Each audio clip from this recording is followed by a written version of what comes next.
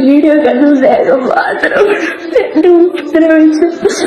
എന്റെ പേര് വരുന്നത്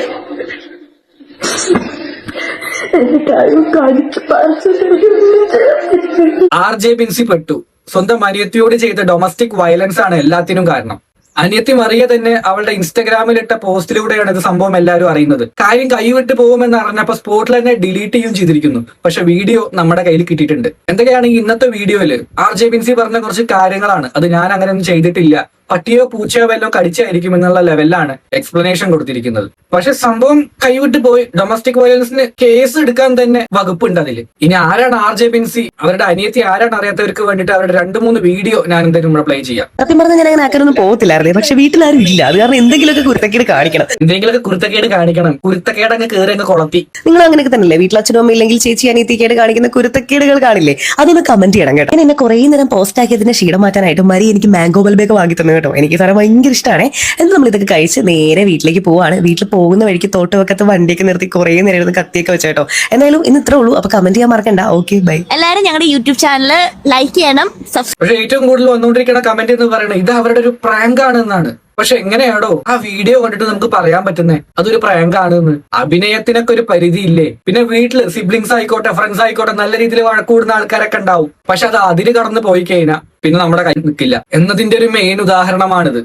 എന്റെ അനിയത്തി മരിയ കൊച്ച്. എനിക്ക് 5 വയസ്സുള്ളപ്പോഴാണ് ഇവള് ഞങ്ങളുടെ ജീവിതത്തിലേക്ക് കടന്നു വരുന്നത്. ഇവള് വരുന്നതിന് മുമ്പുണ്ടല്ലോ എന്റെ ലൈഫ് അടിപൊളിയായിരുന്നേ. കുഞ്ഞായിരുന്നെങ്കിലും ചാച്ചന്റെ അമ്മയുടെയും കസിൻസിന്റെ ഒക്കെ സ്നേഹം എനിക്ക് കിട്ടുമായിരുന്നു. അപ്പൊ മരിയ വന്നതോടുകൂടി എല്ലാവർക്കും അവളെ മതി. പിന്നെ എങ്ങനെയാണ് മരിയ ഞങ്ങളുടെ ലൈഫിലേക്ക് വന്നതെന്ന് ആർക്കും അറിയത്തില്ല കേട്ടോ. ഇന്ന് ഞാനത് റിവീൽ ചെയ്യാം. കൃത്യമായിട്ട് പറഞ്ഞ സംഭവം നടക്കുന്നത് 2004 നല്ലൊരു മഴയുള്ള ദിവസം നട്ടപ്പാതിരിക്ക് പുറത്തൊരു ശബ്ദം കേട്ട് ചാച്ചനും അമ്മ ഇറങ്ങി ചെന്നപ്പോ ദേ കിടക്കുന്ന ഒരു കുഞ്ഞുവാവ. ആരും ഉപേക്ഷിച്ചു പോയ ഒരു കുഞ്ഞുവാവനെ ചാച്ചനും അമ്മയും ഫോർമാലിറ്റീസ് ഒക്കെ കഴിഞ്ഞ് എടുത്ത് വളർത്താൻ തീരുമാനിച്ചു. അങ്ങനെയാണ് മരിയ കൊച്ചിന്റെ അനിയത്തിയായത്. സത്യം പറഞ്ഞാൽ അങ്ങനെ എടുത്ത് വളർത്തിയൊരു കൊച്ചായിട്ടൊന്നും അല്ല കേട്ടോ നമ്മൾ മരിയ കൊച്ചിനെ കണ്ടിരിക്കുന്നത്. വീട്ടിലൊരാളെ പോലെ തന്നെയാണ്. അപ്പൊ ഇന്ന് പറയാൻ വന്നത് മരിയ കൊച്ചിന്റെ ബർത്ത്ഡേ ആണ് കേട്ടോ. April 23 birthday. സോ എല്ലാവരും വിഷ് ചെയ്യണേ. പിന്നെ ഒരു റിക്വസ്റ്റ് കൂടി ഉണ്ട്, എല്ലാവരും നമ്മുടെ മരിയ കൊച്ചിനെ അനിയത്തിയെ പോലെ തന്നെ കാണണം കേട്ടോ. കള്ളത്തിനാണ് മരിയ വന്ന ഗൈസ്. Okay, happy birthday. വീഡിയോന്റെ അവസാന ഭാഗം പറയുന്ന ഇതൊക്കെ കള്ളത്തരാണ് ഗൈസ് എന്നുള്ളത്. ആ സംഭവമാണ് ഇപ്പൊ കൂടുതൽ ആൾക്കാരും ചർച്ച ചെയ്തുകൊണ്ടിരിക്കുന്നത്. അതോടൊപ്പം തന്നെ ചാച്ചന്റെ വിഷയം കൂടി, RJ ബിൻസിയുടെ അപ്പന്റെ. അയാളെ കണ്ടെന്തായാലും എനിക്ക് അങ്ങനെയൊന്നും തോന്നുന്നില്ല. അങ്ങനെ ക്രൂവാലിറ്റി ചെയ്യുന്ന ഒരാളെന്നൊന്നും എനിക്ക് തോന്നുന്നില്ല. പറയേണ്ടവർക്ക് എന്തും പറയാലോ. അവളെ ഇൻസ്റ്റഗ്രാമിൽ പോസ്റ്റ് ചെയ്ത ആ വീഡിയോ എന്തായാലും ഫുൾ ആയിട്ട് കാണാം. വീഡിയോ കണ്ട വേഗം മാത്രം എന്റെ ഉപദ്രവിച്ചു. എന്റെ പേര് വരുന്നത് എന്നിട്ടായും കടിച്ചു പറിച്ചു.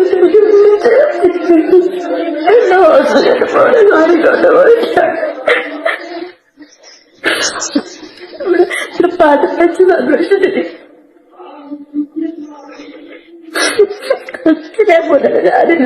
എന്റെ അർത്ഥം വീഡിയോയുടെ കണ്ണ് സ്നേഹം മാത്രം. എന്റെ പേര് പുറത്തുവരുന്നത് കൂടുതൽ കണ്ടൊക്കെ പറിച്ചെന്റെ മൂടിയൊക്കെ പിടിച്ചു.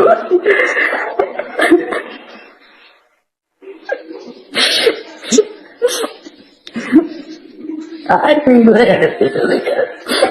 കണ്ടിട്ട് വേണ്ടിട്ട് ചെയ്തതായവരെ.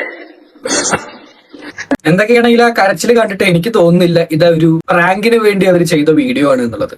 എന്തൊക്കെ പറയുകയാണെങ്കിലും നിങ്ങളുടെ ഒരു സൈഡ് ഇനിയൊരു വീഡിയോ ചെയ്യാതെ ഒരിക്കലും ആൾക്കാർ ഒന്നും വിശ്വസിക്കാൻ പോകുന്നില്ല. കാരണം ഇത് സോഷ്യൽ മീഡിയയിൽ ചർച്ചയായ ഒരു വിഷയമാണ്. ഒന്നാമത് ഡൊമസ്റ്റിക് വയലൻസ് അറിയാലോ, അതിന്റെ കേസ് എവിടം വരെ പോകുന്നുള്ളത്. പിന്നെ കടിച്ചു പിച്ചി മാന്തി എന്നൊക്കെ പറഞ്ഞിട്ട് എല്ലാവരും ചെയ്യുന്ന കാര്യങ്ങളൊക്കെ തന്നെ അല്ലേ ഇതൊന്നും.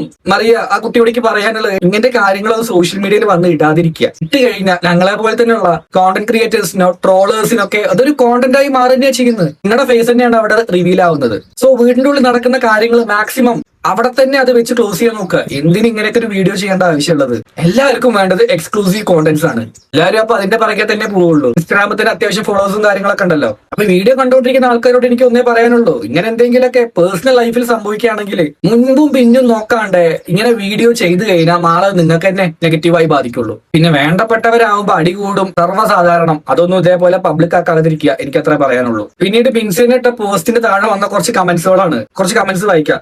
ഫോർച്യൂണർ എടുക്കാൻ സിസ്സായിട്ട് അടി ഉണ്ടാക്കി എന്നറിഞ്ഞു. അറിയാലോ എന്തുദ്ദേശിച്ചിട്ടാണെന്ന്. ഇത് കടിക്കോ? യെസ്, കടിച്ചു പറിക്കും. എല്ലാവരും അറിഞ്ഞു വരുന്നതേ ഉള്ളൂ, പയ്യെ വരാം. അനിയത്തിയെ തല്ലിച്ചതച്ചു അല്ലേ? നീ പോസ്റ്റ് ഇട്ട് നടന്നോ? അനിയത്തിയുടെ പോസ്റ്റ് കണ്ടില്ലേ? എന്തിനാ നീ ആ കൊച്ചിനെ കടിച്ചു പറിച്ചത്? വടി എടുത്തു അടിക്കായിരുന്നില്ലേ? എതറാവേ, രണ്ടും ഒന്നല്ലേ? കമന്റ് ഡിലീറ്റ് ആക്കല ചേച്ചി. 1 മണിക്കൂർ കൊണ്ട് എന്തോരം ലൈക്ക് കിട്ടിയതായിരുന്നു. അനിയത്തിയുടെ കാര്യം എല്ലാവരും അറിഞ്ഞ് എന്റെ കമന്റ് ഡിലീറ്റ് ആക്കിയിട്ട് എന്തിനാ? ഇടയ്ക്ക് കുറെ കമന്റ് ഡിലീറ്റ് ആക്കി ചേച്ചി. ബിൻസിയോടിക്ക് പറയാനുള്ളത്, നീ ഒന്നും ചെയ്തിട്ടില്ലെങ്കിൽ പിന്നെ എന്തിനാ ഇങ്ങനത്തെ കമന്റും കാര്യങ്ങളൊക്കെ ഡിലീറ്റ് ചെയ്യേണ്ട ആവശ്യം? നമ്മൾ എന്തെങ്കിലും തെറ്റ് ചെയ്തിട്ടുണ്ടെങ്കിൽ മാത്രമേ പേടിക്കേണ്ട ആവശ്യമുള്ളൂ. പിന്നെ വരുന്ന കമന്റ്സിനൊക്കെ നമ്മൾ എന്തിനു പേടിക്കണം?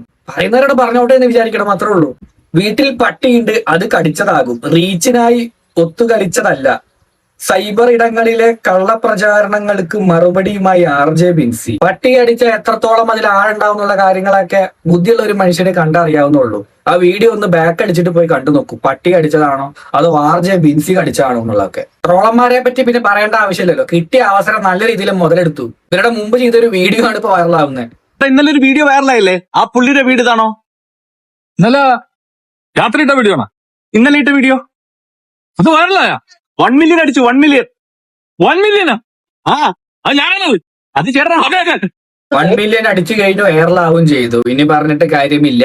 പറഞ്ഞ പോലെ തന്നെ വീട്ടിലെ പ്രശ്നങ്ങൾ വീട്ടിൽ ചെറുക്കാൻ നോക്കുക. അത് പുറത്ത് പോയി കഴിഞ്ഞാൽ പിന്നെ നിങ്ങളുടെ മാത്രം പ്രശ്നമാവില്ല, അത് ബാക്കിയുള്ള എല്ലാവരുടെയും. അതേപോലെ തന്നെ അവനവന്റെ പ്രശ്നം അവനവൻ പറഞ്ഞു തീർക്കാൻ നോക്കുക. തേർഡ് പേഴ്സണെ അതിൽ ഇൻവോൾവ് ചെയ്ത് കഴിഞ്ഞാൽ പിന്നെ അവിടെ പ്രശ്നം പരിഹരിക്കുന്നത് നമ്മളാവില്ല, അവരായിരിക്കും.